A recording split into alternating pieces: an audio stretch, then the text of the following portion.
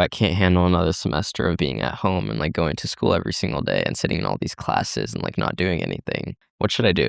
And he's like, well, we just raised a little bit of money. Like, do you just want to come back? Now, you did graduate from high I school. did.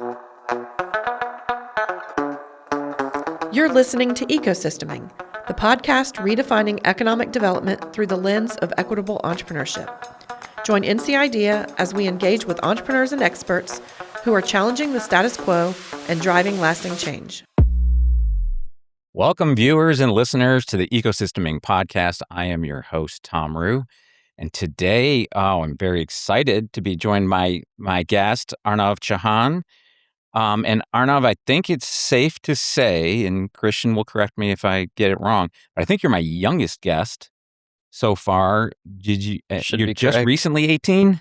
2 months. 2 months. So 18 whole years of age. I've got socks that are older than you. And you just wrapped up. You're having a heck of a summer, or wrapping up a heck of a summer. Yep. Where you were a summer fellowship at Y Combinator while you were working at a venture-backed company in San Francisco. I was. That was called what? Vitalize? Vitalize, yep. We're going to get into that second. Perfect. But I got to ask you before we get there, is like, so how did you get out of high school? I mean, you just turned 18. You spent you were in San Francisco for several months.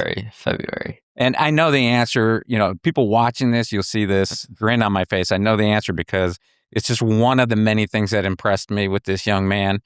When you just basically told me one day, I'm bored with high school, so I'm leaving it. Yep, I remember that. Why don't you share with me? So last summer I was in San Francisco as well. I accidentally kind of made my own internship, same company. Then in August, I was like, oh, I have to come back to school. It's time to go home. They're like, oh, why are you going back to school? You know you're going to be bored. You're going to have way more fun hanging out with us and working on something cool. So the company wasn't. That's a nice corruption of our youth. And so I was like, no, I have to go to school. I think I made it a week and a half of school, first semester. And I was like, yeah, this is not, I'm bored again. And so I struggled through a semester. But I was at home, did a lot of stuff here that just kept opening my eyes. And I was like, love this place. It's time to let's go do something else. I'm bored. And so starting January, I was okay, what can I do? I can't handle another semester of being at home and going to school every single day and sitting in all these classes and not doing anything. So I went and I interviewed at a few places, but then I called my old boss from last summer. And these are lifelong mentors to me now. These guys Sure. are amazing people. And so I called him up. I was what should I do? I'm confused. I need to do something. I'm too bored. This is not sustainable. What should I do? And he's like, well, we just raised a little bit of money. Do you just want to come back? I was like, honestly, that sounds ideal. Because the other companies, they were there, wasn't too happy or impressed. And I don't think I would have been able to learn as much with them. They're slightly larger. But I made some arrangements with the school. Now, you did graduate from high school. I did yes? graduate with, my mom saw me walk the stage. I had a diploma with the cap and gown, everything. She was... So it's legit. She was more relieved than I was. How did they react when you said, hey, I can't sit through another semester of this? Well, I think, all of first semester, I would come home from school, complain. Guess what I had to do in school today? I had to sit in a class and do this, and I didn't do anything, and I was bored the entire time. Were you a good student? Yeah, good student. I would turn every assignment in, not always on time. I probably wasn't in class as often as I should have been, but grades were okay. So that's the only other reason it worked out. When you weren't in class, where were you? I would just, there was 1 week where I was doing a lot of grilling.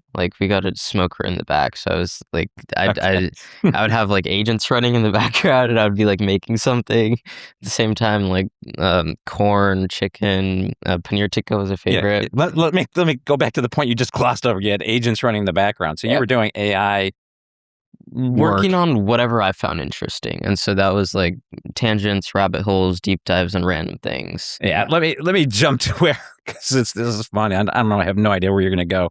So for the viewers, listeners, let me just tell you how I got to meet Arnav. And I went into my inbox, and this was an email I got from you on Tuesday, October 21st last year. Dear Mr. Ruhe, it was great to see you at the Wakabomi Teen Entrepreneur Summit this past weekend, because that is where we met. Yeah. This line, I just had to laugh at this. I am Arnav, one of the high schoolers that co-founded Build RTP and the one that stopped you as you were trying to leave. And you know what? That was exactly true. Perfect. Right? I was heading out, but you were just like, what the heck? You chased after me, and I was like, all right. How many people in that, not to be all arrogant, but there's usually at functions like that, there's a few people that want to talk to me, right? I saw them. That's why I came up last. So, like, how many people would have taken the extra steps, literally and figuratively, I think you did? I followed you up the stairs to the exit, and I stopped you there. Yeah, you did. And then you share with me your bona fides, right? For a little context, where I've been so far, planning on doing, we've run 4 hackathons now with 300 plus participants. We ran a pitch competition in August with 25 teams and gave out $5,000 in non-dilutive funding to 3 of them. We organized meet and greets with industry experts, high school students, currently working on a 6-week high school student startup accelerator in collaboration with Innovate Carolina and Launch Chapel Hill, ecosystem partners of ours, events that we have funded. And you were what, 16 when you're doing this? 17? 17. We started it when I was 16, but this was 17 at the time. So this was good. I was going to hold this question for more towards the end, but it feels appropriate to ask you now. If I don't know if you've had the epiphany to do self-reflection, but like what would you credit for your entrepreneurial mindset? Like, I know you told me you and I, we've gotten to become friends, and we chat on occasion, and I live vicariously through your ambition, and so I know that your parents are entrepreneurs, and so you've grown up in an entrepreneurial household, as my kids have. Is that it, or, and don't let me lead you on this, but what would you say, like, because I mean, stating the obvious, that's not common for 16, 17-year-olds. I think, 2 factors. One, foundationally, it's like my parents. I joke that I have a dinner table MBA because like my dad started his company like right in 2007, like a year before I was born. And it's like I would see this, and he still works 40 hours a week, like full time. And so I would see this man wake up like 7 a.m. in the morning, and like before that he would do a workout, and it's like he would work until 2 p.m. and he would start working on his own thing. And it's like going to swim practice, coming back from swim practice, he was on the phone with someone at swim practice, he had his laptop out. So it's like that kind of like hustle culture, but at the same time he's also like very invested in like me and my sister. And so I look at that, and it's like there's ways to be able to do everything, and so it's just like how much can you handle. And so seeing that, it's like I think that's perfect. And so my mom joined him later, a few years, 2016, 2017. But I joke that I have a dinner table MBA because these guys were literally building a company like at the dinner table. And so it's like I've grown up hearing like, oh, like what's one of the challenges that you've like see, like, and they would just talk about it. And like they were also very transparent and open and honest with like things that were going on. And it's like it's not always sunshine and rainbows. Running a company, being an entrepreneur is not easy, but Absolutely it's like when you not. have visibility and like you see like what it takes day to day, then it made me like more appreciative of all of this. It's like it's easy to go and say, yeah, I'm starting a company, I'm doing this, but it's like, are you actually putting in, like when things are not going well, are you still able to show up every morning and like put 12-hour work days in to like make something appear out of nowhere? Yeah, I remember once Arnold Schwarzenegger, the Terminator. I think he's the one that gets credited for this quote. He's saying, "If muscles came in a bottle, everybody'd have them, right? And if entrepreneurship was easy, Everyone would be an entrepreneur. everybody would be an And it's getting entrepreneur." easier every single day. But there's still like you need to be out there. Like it's not easy by any like means, but it's just more accessible now, which I think is great. It's never been easier. It's getting easier. I think you said it every day. I cannot tell you. This is where our age difference comes, right? You're 18. I'm 60. I recently turned 60, and it sucks. But I was, very young, 20. Well, heck, I ran business when I was in high school. I had a 6-figure landscaping business. Me and my best friend were while other guys were out, doing whatever they do after school. Robbie and I were jumping in our just 14-year-old beat to death pickup truck, hauling lawnmowers. And I mean, I had so much disposable income as a high school kid, right? Like that was very cool. But when I was coming up through the entrepreneurship, days, right? And let's say it's any kind of IT type of company, man, to build a prototype took hundreds of thousands of dollars. You had to find a custom app dev shop that would be willing to code it. Months and months of time, to say nothing of, like, I personally guaranteed multi-million-dollar lines of credit to pay for all this stuff. And I think back on those days, and I'm thinking about some of these prototypes we built, and today you could do them literally on a weekend. While you're grilling. While you're grilling and not going to school. It's, I think it's a boon and a curse at the same time. One, making something out of thin air, which I think is what entrepreneurship is about. That's never been more accessible. I won't say easier, but it's more accessible.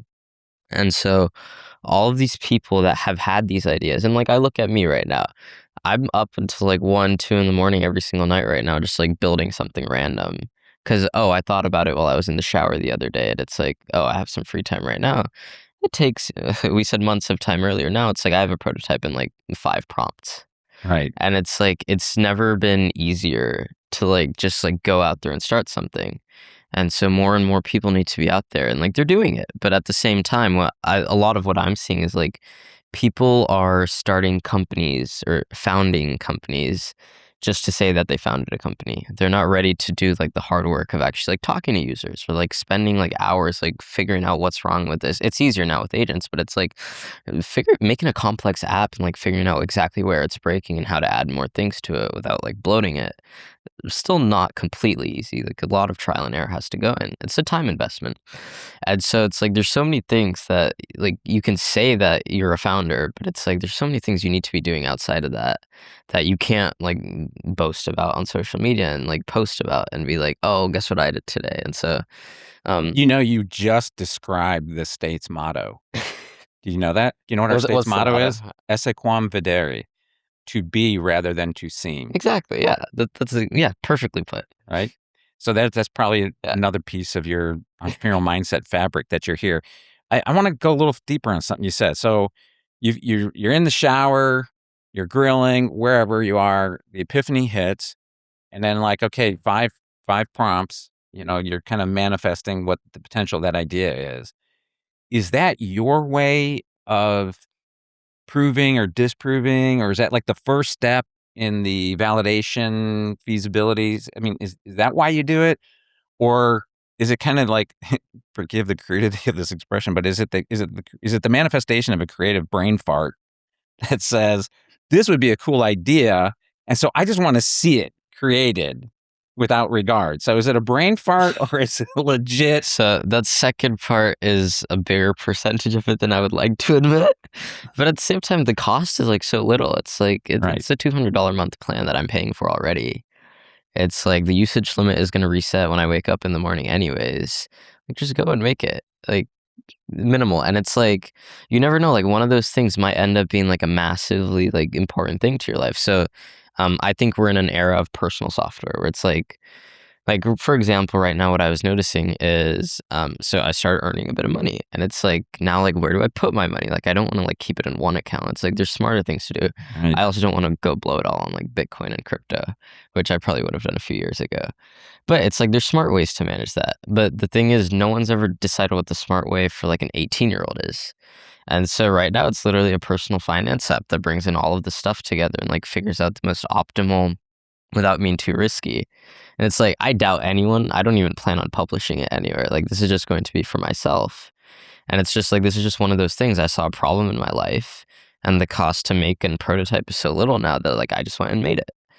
So did you develop an app that goes as far as like APIs with like maybe your brokerage account? Like it's using Plaid, which connects to all of the things. And it's connecting all my accounts. So will it make trades on your behalf based upon? No, it could, but that's not the goal, right? Right. It's like the purpose for it is like if I decide for myself that I want to have something that I can customize that will make trades on my behalf and everything, then I'll look into it. But it's like I don't need to look into it. So That's crazy. And I think about this, and I before we were rolling, I already apologized to Arnav in advance. I'm going to be just coming back to his youth as kind of an outlier, but I remember my kids were just a little bit older than you.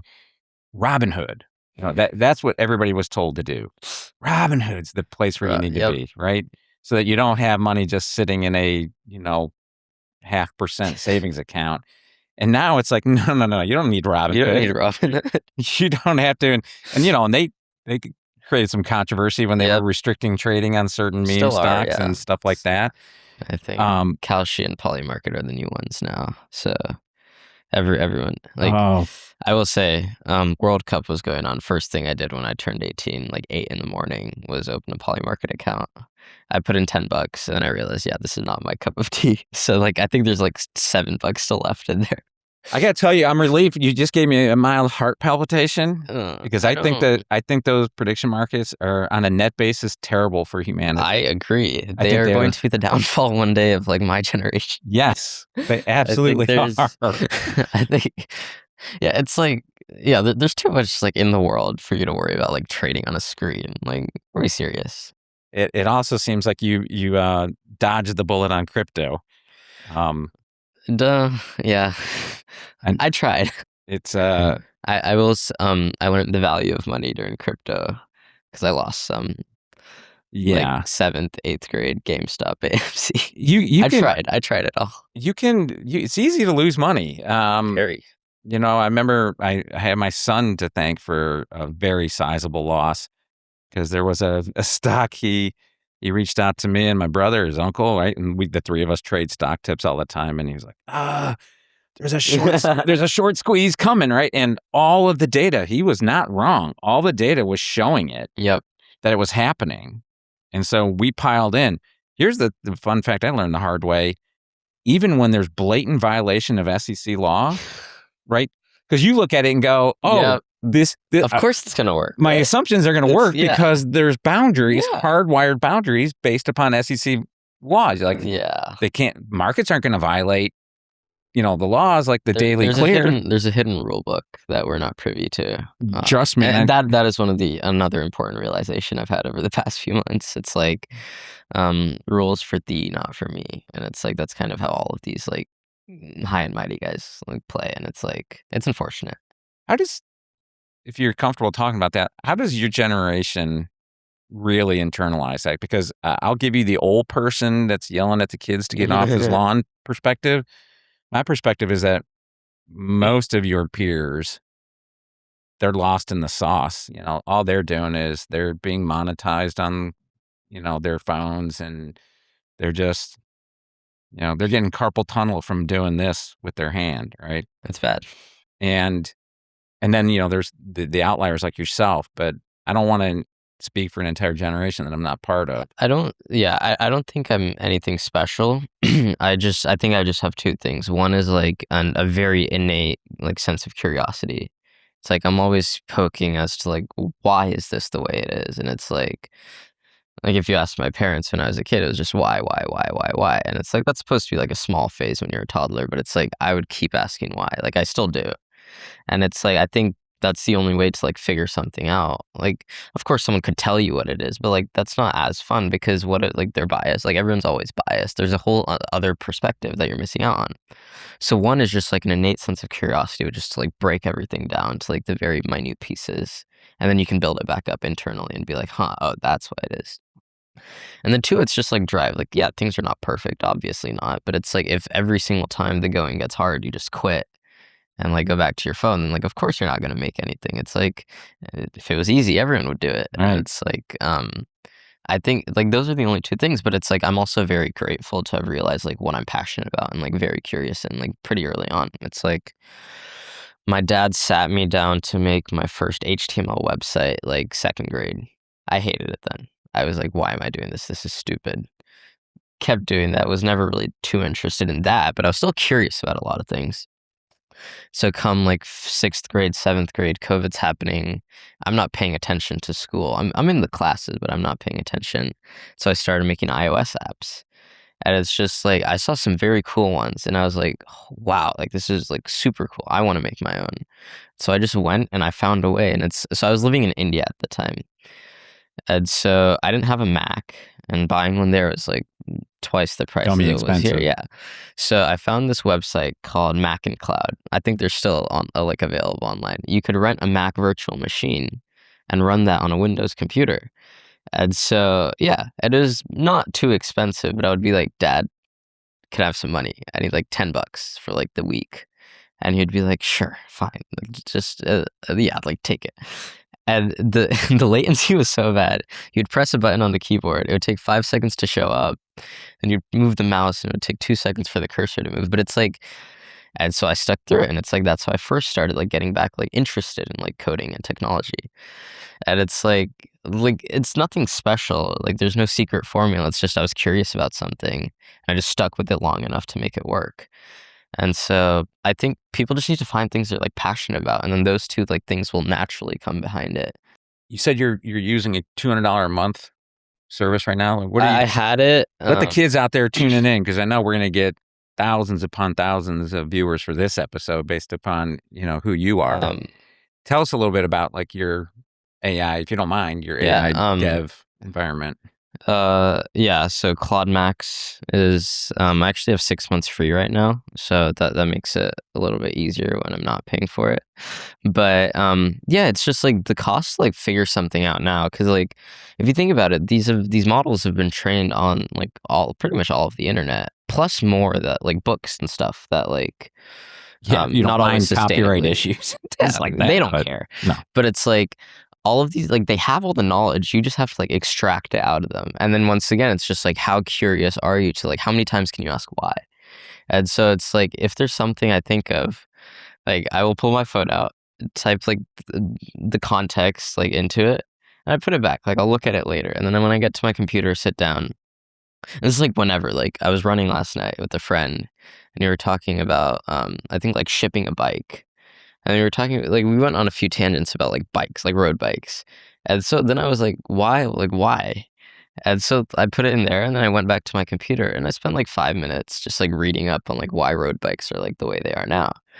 And so it's, like, I literally go and, like, any new thing that I don't know, like, I can just ask about it. Because it's, like, it's smarter than me, that's for sure.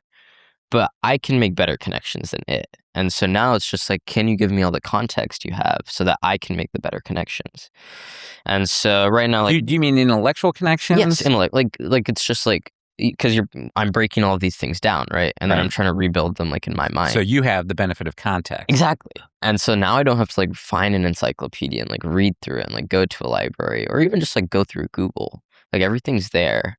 And then I can like keep digging and like be like, but why not? And it's just like find all the contradictory viewpoints and all of this and all of that. It's like that reasoning skill is like, I think that's one of the most important things like I've gotten better at over time. Of just like, can we break things down and put them back together? And then you walk out of it understanding why those decisions were made.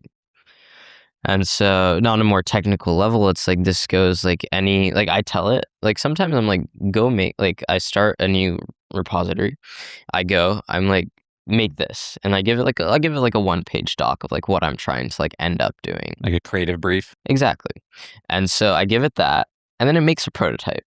And it's like, I don't even look at the code here. I'm like, I don't know what you're working. Like, I don't care. I just want to see what it feels like. Is this something I would actually use? The output's what's important. Exactly. And I've only been coding for like 4 or 5 years, like seriously coding for like 4 or 5 years now. And so like, I'm not an expert by any means. And I think, yeah, so then I go back and I try to recreate like this prototype that it's made on my own. And it's like, then I pull that in and it's like, would I be able to do this on my own? Probably not. But at the same time, do I understand why you're doing it this way? Like if someone asked me without AI, could I explain all of this code and everything? I would be able to. And so that's why it takes a little bit more time. And like, it's a little bit more like it's harder to do. But I just get to sit there and like understand why certain decisions were made. And like, I was working on a startup, a healthcare startup. We had like 11 engineers when I left, but it's like this is a massive repository, like massive code base now that serves like nurses day in, day out.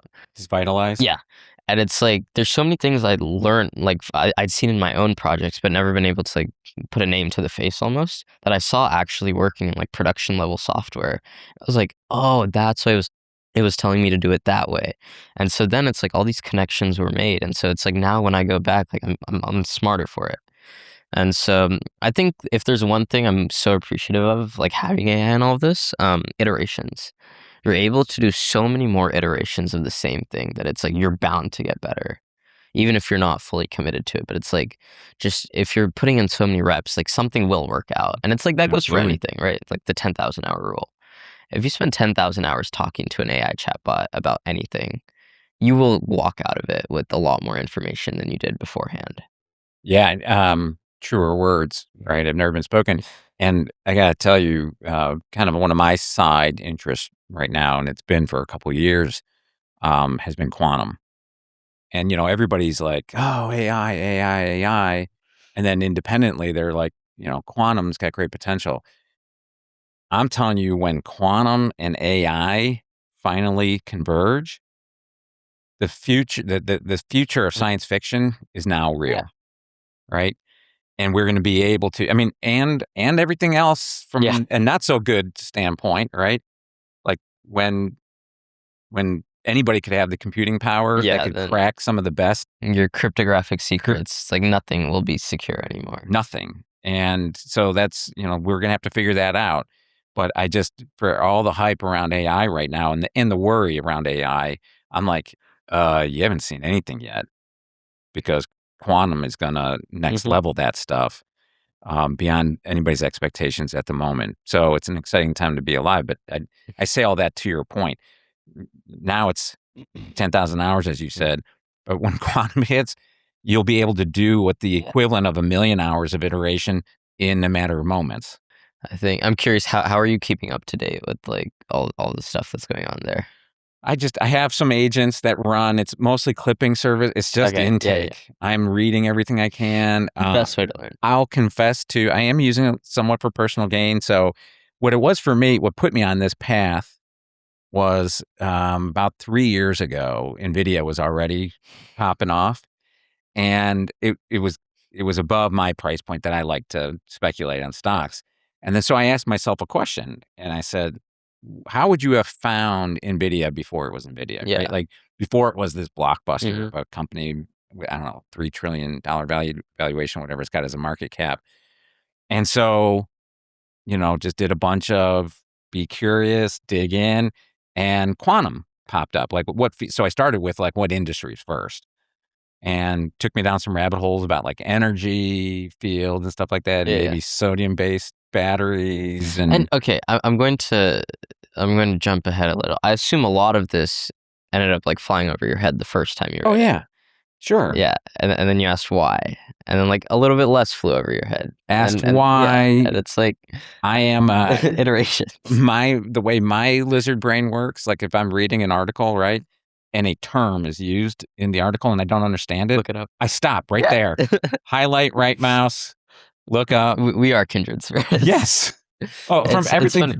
One of the side projects I made, I'm not a big research guy at all. Like I can't read a research paper. Like that's like too like I need to be like seeing something like being made.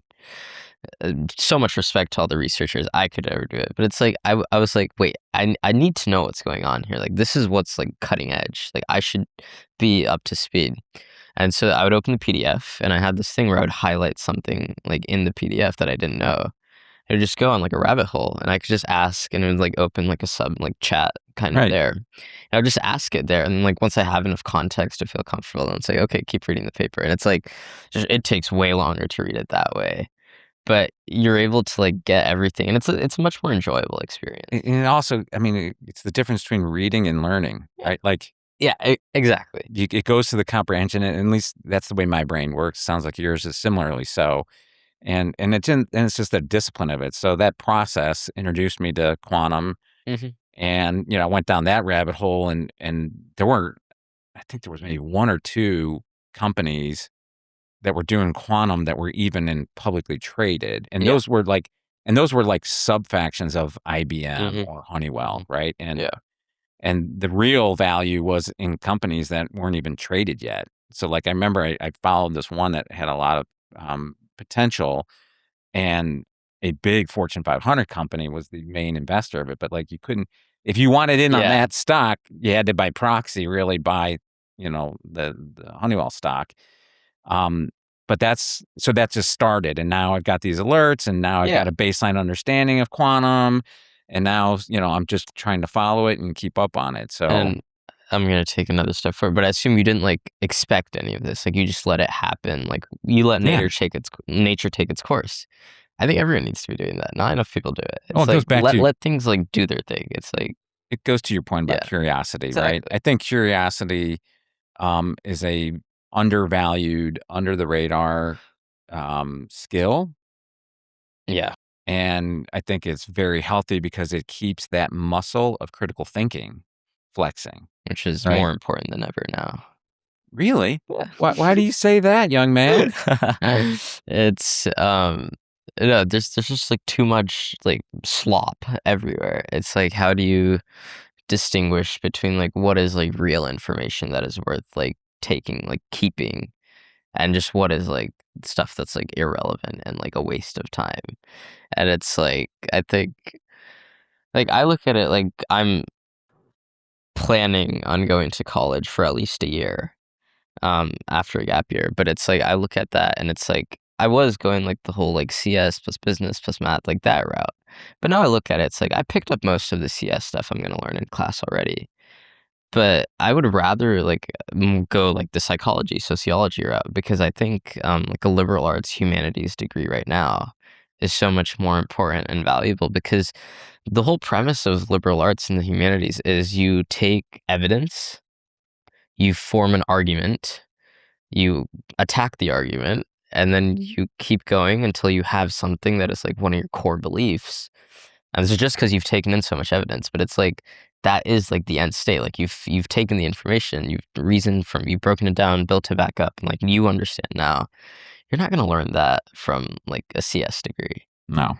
But it's like being able to take in all of these pieces of like literature is like the common one, like just reading all of this and forming your own argument. I think that's a much more valuable skill than like anything else. And so you feel you need to at least clock a year at a university somewhere to get that? I think there's no other time in life where I'm going to be surrounded by thousands of other teenagers that are also trying to figure out what to do with their life. So I think it's a valuable experience for at least a year. Have I mentioned, dear listener, viewer, that this young man is mature beyond his years? I couldn't have said it any better. And I think for the millions of parents out there that would have said that to their kids, only for their kids to roll their eyes and go, thanks, boomer. We got this. All kidding aside, it's impressive that you have that presence to understand that. Now, knowing that I think you're going to be, a corporate entrepreneurial overlord someday, the other thing I would say to you is you'll have an advanced screening of the many people that will work for you someday because they will be happy to follow you into battle. I want to go back to the slop comment for a second. There is, and it's It's too much. it's overwhelming, even in the generic sense. Before you layer on the partisan political sense, the societal challenges, the environmental impacts, that are out there. I just heard on NPR today that the month of July of 2026 is clocked in as the hottest month ever in I recorded history, right? So we ignore that at our risk. You are an optimistic young person.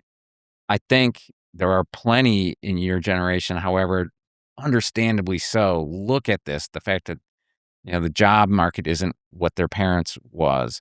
The housing market, isn't what their parents was. How do you keep your optimism?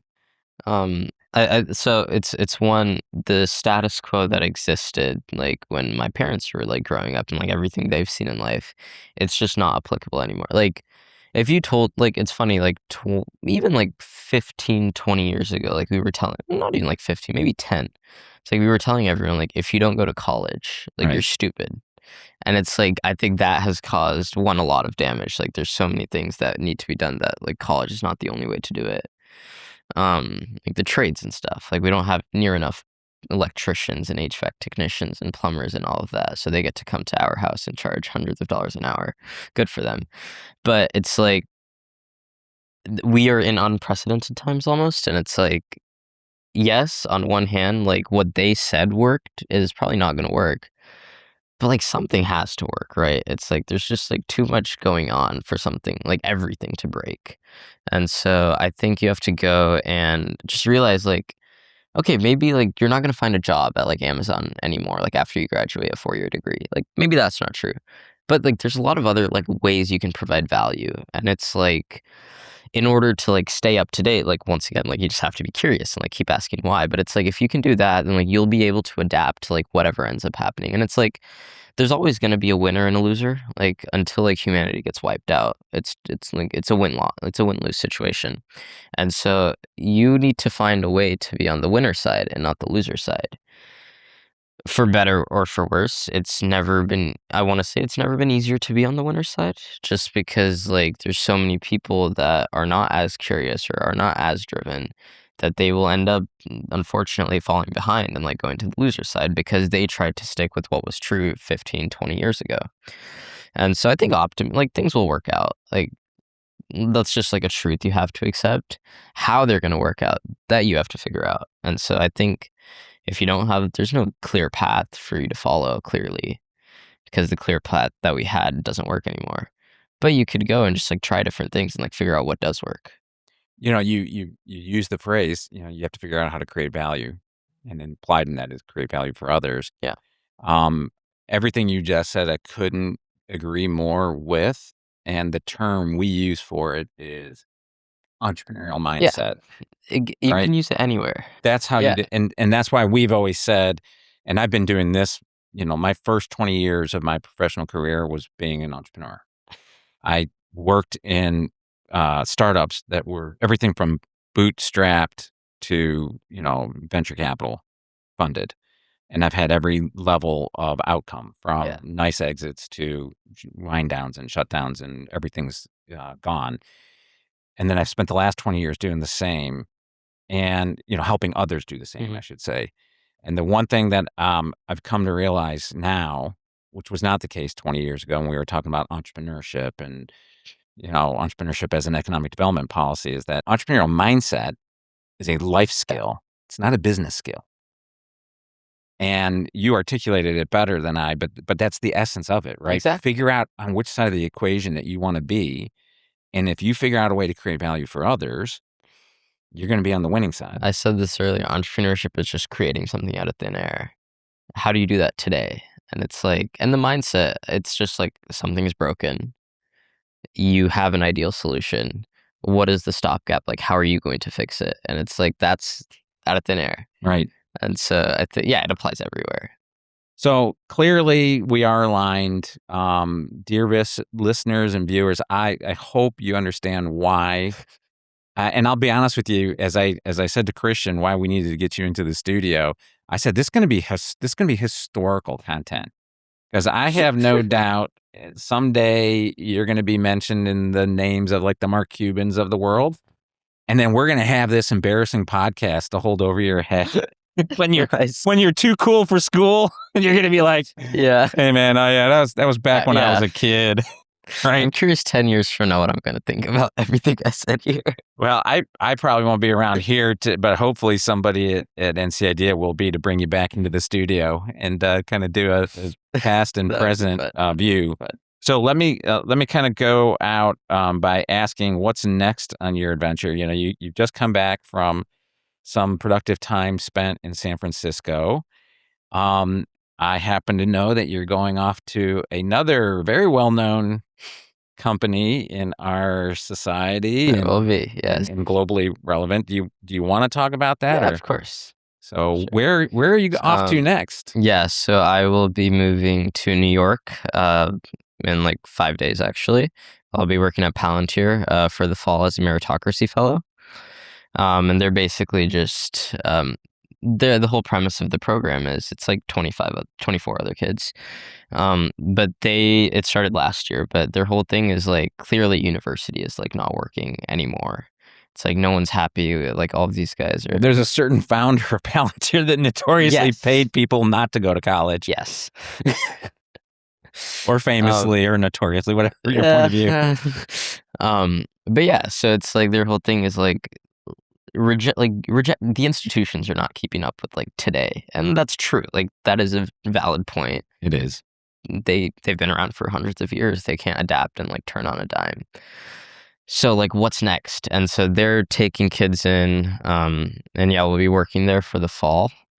On one of the commercial teams, there will be a liberal arts curriculum that I'm actually pretty excited to see how everything's going to look like. But yeah, after that, it's just working on one of the teams at Palantir and getting some work experience down, which I'm pretty excited for. How did you, was that just a cattle call that you applied to, or was it a connection? I have, and spoiler, Peter Thiel has got connections in Silicon Valley. You were at YCOM Summer Fellow. I was not, that's not how. Oh, good. But, so now this is another tangent, but I have something I call the subdomain strategy. And so what works is a personal theory of mine. If you are out there applying to like 50 jobs, like in 2 days, it's not going to work. And to be candid, you don't deserve the job. Like if you're applying to 50 different places, like you're not looking for a fit. You're just looking for someone that will take you. If you're spending like at minimum 40 hours a week, if not like 60 to 70 to 80 hours a week, like contributing to a mission, there needs to be a fit, like both sides of the table. And so I call this the subdomain strategy because my argument is instead of 50 jobs, find like 1, 2, maybe 3 companies that you truly like you believe in, like you think you are the ideal person to work at that company. You're aligned with the mission. You see the vision. You think like everyone on the team is great, all of that. Then you need to go out there and find a way to provide enough value that they think that they would be stupid not to hire you. And so I have my personal website is arnavchauhan.com. I go and I put company.arnavchauhan.com. I'm 3 for 3 on offers with this method. So I go palantir.arnavchauhan.com. It's online. It's available. People can look at it. But it's like it gives them all the reasons why I think I'm the perfect fit for the Meritocracy Fellowship and not anyone else. And so it's like, why? Like I think yes, college is like it's not broken, but it's clearly not the correct way now. It's like there's too many other things going on in the world. And then 2, I have skills that I can bring to the table. I spent the last 7 months working for one of their competitors. Like we used to compete with Palantir for hospitals. And so I look at that and it's like I have all the skill. I bring everything to the table that you need. And so I got and then the only challenge you have there is you have to get it in front of someone there. Like you just have to get someone to see it because no one else is doing this. Right. And like I feel like I think everyone should be doing it because as much as I say it, not everyone's going to do it. As long as more people start doing it, like it'll pick up speed, and that makes me happier because you deserve it if you're doing all that effort. But yeah, it takes 3-4 hours to like get one of those websites up, but it's like it works. It shows effort. It shows that you care. It shows that like this is the type of like this is what you bring like every single day when you come to work. It's like this is like what you're gonna have, and yeah, it only works like when you truly care about it. I think that's the magic part. It's like I sit down with an empty note and like I write down all of the points on my own, and then I put it on a website. But it's like completely like just 100% authentically me, and I think that's the difference. I can't think of a better way to end this episode than on that point. Arnav, thank you for making the time to come in and share. I hope it goes without saying, I'm here for you if you need me. You got my digits. I'll be living vicariously through your experiences. Stay true to yourself. And I'm very confident you are. Yeah, like I said, you've expressed maturity well beyond your years. I know 50-year-old people that don't have their shit as together as you do. So congratulations on that. And please congratulate your parents on my behalf. I hope to meet them someday because I know that's a big X factor that not everybody is as blessed to have the parents that you have. Insanely grateful. It's like I never had to like, not true. Over the past past year or two now, like I don't have to ask for permission anymore. It's like they trust my judgment enough, which I've shown by making You've the right demonstrated that. decisions. But it's like they're like, okay, if you think that's right for you, then go do it. And it's like I never have to like ask if I Right. can. At the same time, I have to keep them up to date and all of that. Otherwise, this all breaks. I'll let you in on a secret as a parent. Yeah. As someone who's been blessed to raise three incredible, young people, we want you to be your best Yeah. self. And then we see it as our job to help you realize your full potential. So you're doing it. I'm sure they're proud as peacocks that you are, and that's a wonderful thing. So with that, viewers and listeners, I'm going to close out today's episode of the Ecosysteming Podcast. I hope you enjoyed this episode as much as I did filming it. And as always, if you have ideas for topics or guests, please let us know. And with that, Arnav, thanks Thank very you. much.